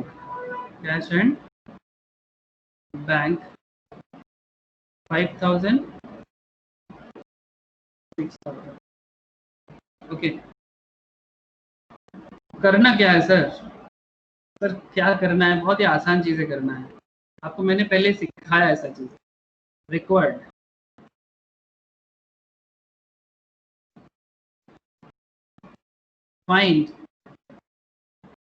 find profit for the year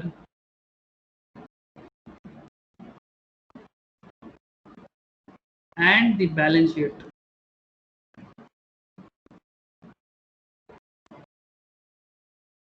Profit for the year and the balance sheet as on 31st March 2020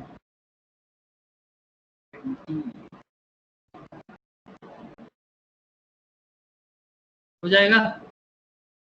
आपको 2019 का कंप्लीट डेटा गिवन है, 2019 अप्रैल 1 का पूरा डेटा गिवन है, मार्च 31 का सभी चीजें पता है, कैपिटल नहीं पता। अकाउंटिंग इक्वेशन फॉलो करके आपको प्रॉफिट कैलकुलेट करना है, ठीक है। मैं एक हिंट दे सकता हूं, पहले आप 2019 का कैलकुलेट कीजिएगा, फिर जाके आप 2020 का कैलकुलेट करना, ठीक है। देखेंगे किसका कितना कॉमन सेंस यूज होता है, ठीक है। ये आपका होमवर्क रहेगा, मैं देखूंगा कि कौन कितना कॉमन सेंस यूज कर पाता है। ट्राई करना, okay, must try please.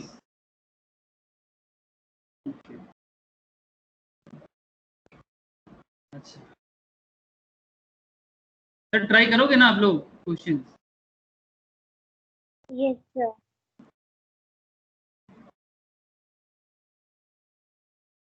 Sir comparative statement যেভাবে করেছি এভাবে করলে হবে এটা?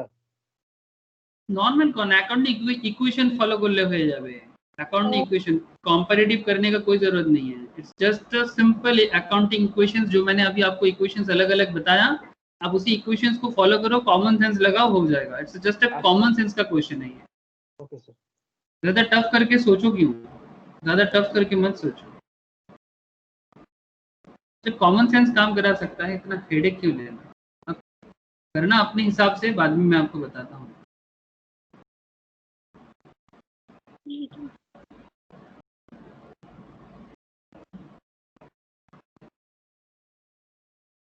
देखो और 2-3 छोटा कॉन्सेप्ट में मैं आपको थोड़ा बता दूं। एक कॉन्सेप्ट होता है कंजर्वेटिज्म। कंजर्वेटिज्म में क्या होता है? Conservatism states that accountant should not anticipate income and should provide for all possible losses. I have already told you, मैंने अभी आपको कुछ देर पहले बता रहा था कि अकाउंटेंट क्या करते हैं कि इनकम को, प्रोबेबल इनकम को कभी कैलकुलेट नहीं करता, बट प्रोबेबल लॉस को हमेशा देख लेते हैं। तो ये एक तरह का कंजर्वेटिव सोच है कि नहीं है? क्या लगता है आप लोगों को? ये एक तरह का कंजर्वेटिव सोच है ना, कि हमें सिर्फ अपना लॉस दिखाई देता है, इनकम नहीं दिखाई देता। बट क्या करें, ये सिस्टम फॉलो होता है।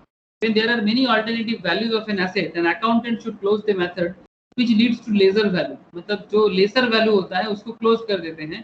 Later on he shall see that the golden rule of current asset valuations, एक golden rule होता है, बाद में आपको पढ़ा जाएगा, बहुत बार ऐसा होगा कि मतलब फ्यूचर अकाउंट्स में आपको ये चीज़ बार बार आएगा कि जब जब आपको करंट एसेट का वैल्यूएशंस करने के लिए बोला जाएगा, लाइक इन्वेंट्री का या फिर किसी और डेटर का, तो यहाँ पर कॉन्सेप्ट होता है कि कॉस्ट और मार्केट प्राइस, कॉस्ट और market price which ever is lower, ये एक रूल्स है, ये कंजर्वेटिज्म प्रिंसिपल है कि जो लोअर है उसी वैल्यू को हम लोग सोचते हैं, ओरिजिनेटेड फ्रॉम दिस कॉन्सेप्ट।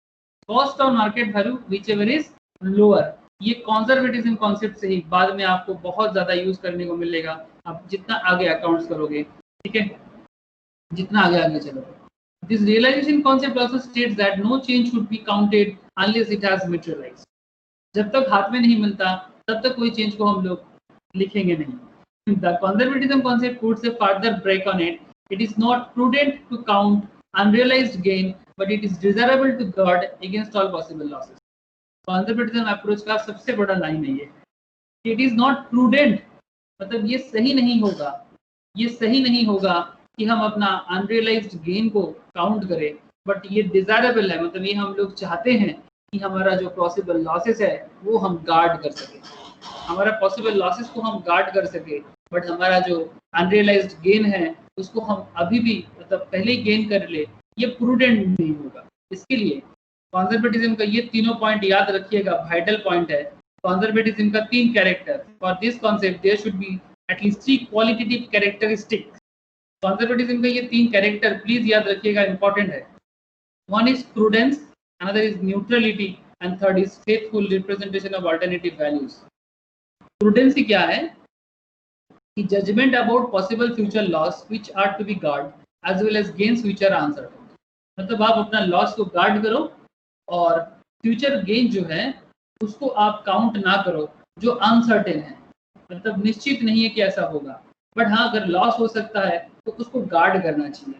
मतलब हमारी फैमिली की तरफ कोई भी रिस्क आए, ये रिस्क को हम कंट्रोल करें, बट हमारे फैमिली में कोई खुशी आ जाए इसके बारे में हम पहले से तय नहीं कर सकते, ये अकाउंट का मानना है। ये एक तरह का कॉन्जर्वेटिव अप्रोच है कि हम लोग दुख के बारे में ज़्यादा सोचते हैं और मतलब क्या बताऊँ, मतलब जो खुशी है उसको ज़्यादा प्रेडिक्ट करके खुशियाँ नहीं मनाते। ये अकाउंट थोड़ा कॉन्जर्वेटिव हो जाता है इधर, ये भी एक कॉन्सेप्ट है। न्यूट्रलिटी क्या है?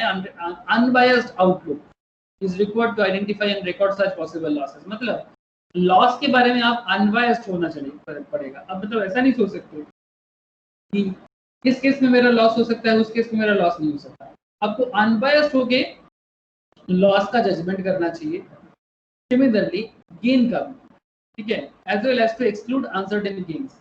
अभी आपका जो भी गेन है उसको भी आप अनसर्टेन सोचिए, अनबायस्ड होके, ठीक है।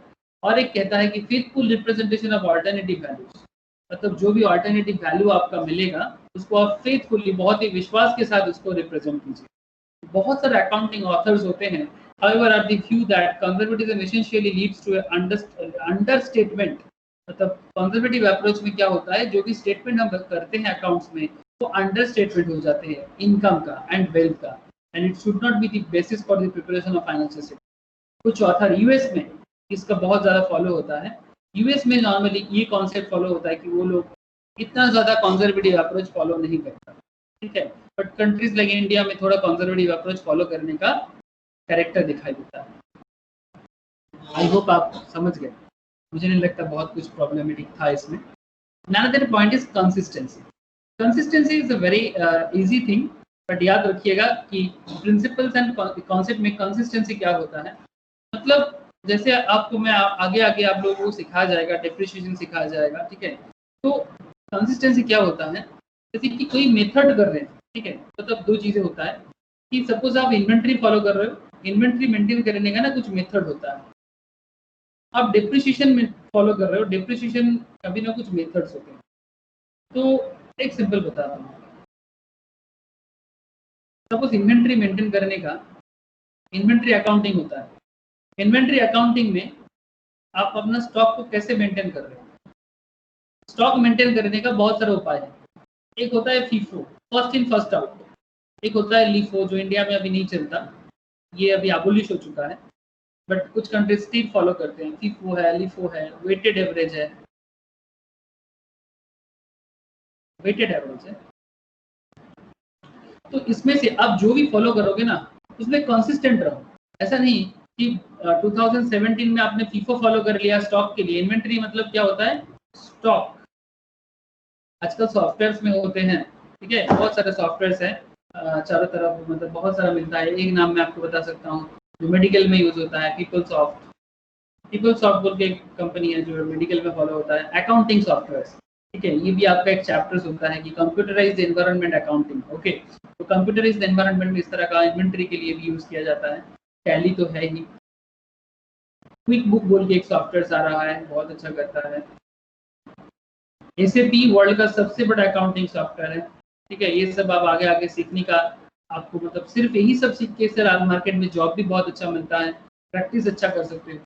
तो there are lots of thing. मैं बोलते बोलते थक जाऊंगा, धीरे धीरे बताऊंगा आप लोगों को। तो इन्वेंट्री के केस में आप 2017 में फीफो यूज कर रहे हो, 18 में शायद लीफो कर रहे थे, अभी नाउ एबोलिश है, अभी यूज नहीं होता। 19 में जाके आप अचानक से वेटेड एवरेज कर रहे हो। तो ऐसा रोज रोज चेंज नहीं कर सकते, आपको कंसिस्टेंट होना पड़ेगा। सपोज डिप्रिसिएशन कर रहे हो, ठीक है, सपोज डिप्रिसिएशन फॉलो कर रहे हो। डिप्रिसिएशन करने का जिनका हुआ है उनको पता है, जिनका नहीं हुआ जब करोगे पता चल जाएगा। डिप्रिसिएशन में दो मेथड बहुत फेमस होता है, एक होता है स्ट्रेट लाइन मेथड, एक होता है WDV मेथड। WDV मतलब रिटर्न डाउन वैल्यू मेथड। बाद में सिखाया जाएगा सर, जिसको पता है वो कनेक्ट कर लो, को नहीं पता है वो बाद में सीखना। मैम सिखाएंगे आप लोगों को डिप्रिसिएशन। रिटर्न डाउन वैल्यू, इसको कहते हैं straight line. Don't worry, I just want to understand all of you how this consistency approach. Suppose आपका ऑर्गेनाइजेशन 2017 में SLM फॉलो कर रहा था, अचानक 2018 में WDV फॉलो कर रहा है, तो ये क्या हो रहा है ना, कंसिस्टेंट नहीं हो रहा है। कंसिस्टेंट नहीं हो रहा है आपको, ये इनकॉन्सिस्टेंसी है। आप बार बार चेंज करोगे तो अकाउंट्स गलत होगा, ऑडिट रिपोर्ट गलत हो जाएगा, इन्वेस्टर्स के लिए मुश्किल हो जाएगा, ऑडिटर प्रॉब्लम में पड़ेगा, इन्वेस्टर्स को समझने में दिक्कत होगा। इसीलिए अकाउंट्स में कंसिस्टेंसी बहुत इंपॉर्टेंट है। आप जैसा कर रहे हो, जैसे आपके एजुकेशन में भी कंसिस्टेंट रहना जरूरी होता है। आप रोज रोज आपका मेथड नहीं चेंज कर सकते, रोज रोज आपका तरीका नहीं बदल सकते, बट हाँ, अगर कोई तरीका आपको मॉडर्नाइज करते हैं, समय का मांग है, तो आप जरूर कर सकते हो, बट ऐसा नहीं कि रोज रोज, ठीक है। आपको समझ में आया होगा कंसिस्टेंसी क्या है। यहाँ पर जो मैंने बोला वही लिखा हुआ है। And enterprise should change its accounting policy in the account following circumstances. रोज रोज नहीं कर सकते, बट हाँ, to bring the books of accounts in accordance with the issued accounting standards. Accounting standards next class में चर्चा का विषय होगा। Another vital topic, theoretical. Accounting standards के साथ आपको चलना चाहिए। अकाउंटिंग स्टैंडर्ड्स अगर आपको कहता है कि चेंज करो तो आपको चेंज करना पड़ेगा। इंडिया में अकाउंटिंग स्टैंडर्ड्स कौन इशू करता है सर? चाहे आप स्कूल में पढ़ो, चाहे आप कॉलेज में पढ़ो, चाहे आप PhD करो, चाहे आप दुनिया में कुछ भी करो अकाउंट्स में, इंडिया में अकाउंटिंग स्टैंडर्ड इशू करते हैं institute of chartered accountants of India. जो भी अकाउंट्स आप लोग करते हो ना, 11 लेवल से जब स्टार्ट करते हो अकाउंटेंसी, जब भी आप स्टार्ट करते हो क्लास 11 में, 12 में, देन कॉलेज पढ़ते हो, फिर CA वगैरह तो है ही सर, इसी का कोर्स है CA, ठीक है। जो लोग CA में करते हैं, जो लोग CS पढ़ते हो, जो लोग MBA करते हैं, जहां भी अकाउंट्स करेगा हर बार अकाउंटिंग स्टैंडर्ड फॉलो होगा। उसी अकाउंटिंग स्टैंडर्ड के बेसिस में ही आपको अकाउंट्स करना पड़ता है, जो इशू करते हैं इंडिया में institute of chartered accountants of India. It's a parliament act 1949, ठीक है। इसको प्रमोट करने के हेल्प करते हैं ministry of corporate affairs, okay. ये दोनों मिलके बेसिकली ये अकाउंटिंग स्टैंडर्ड्स को मेंटेन करते हैं, और उसी को हम लोग क्लास 11 स्टैंडर्ड से प्रोफेशनल तक पढ़ते जाते हैं। आई होप आप समझ गए। तो कब कब चेंज कर सकते हो? to comply with the provision of law when under changed circumstances in it is felt that new method will be reflect more true and fair picture. अगर कभी भी लगता है कि न्यू मेथड लगाने से पिक्चर चेंज हो सकते हैं तो हम लोग इसको यूज कर सकते हैं. एंड द लास्ट थिंग हो गया सर मेटेरियलिटी.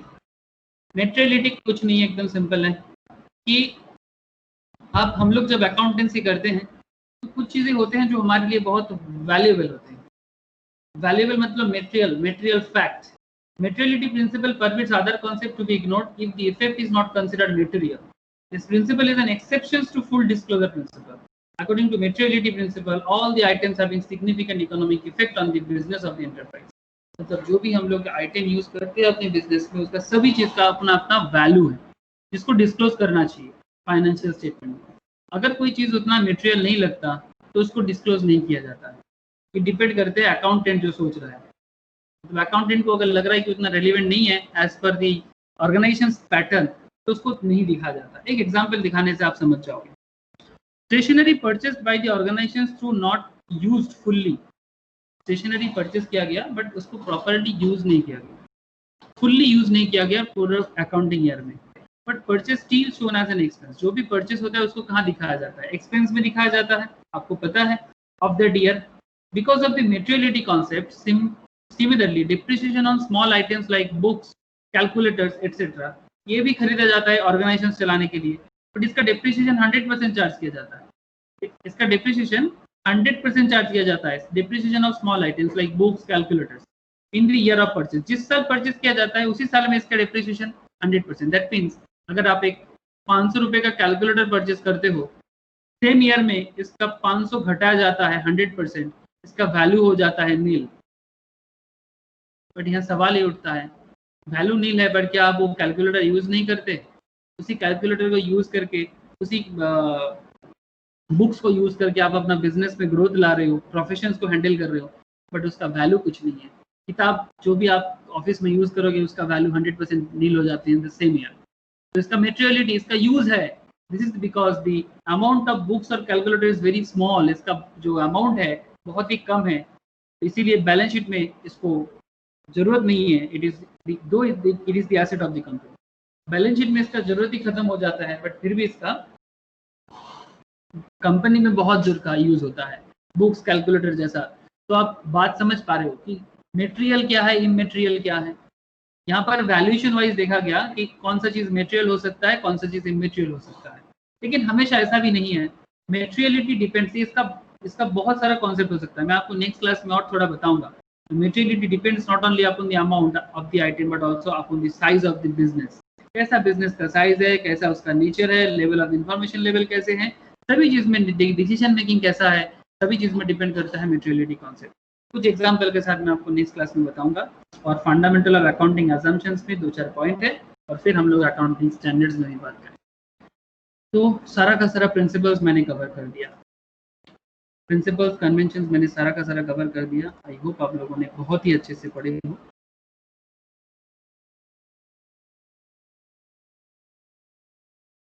अगर किसी को किसी चैप्टर में कोई दिक्कत है तो आप लोग एक बार रिवाइज कर लीजिएगा.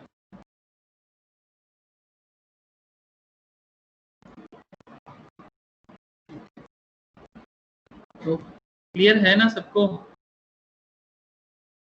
कोई शक, कोई डाउट, एनीथिंग?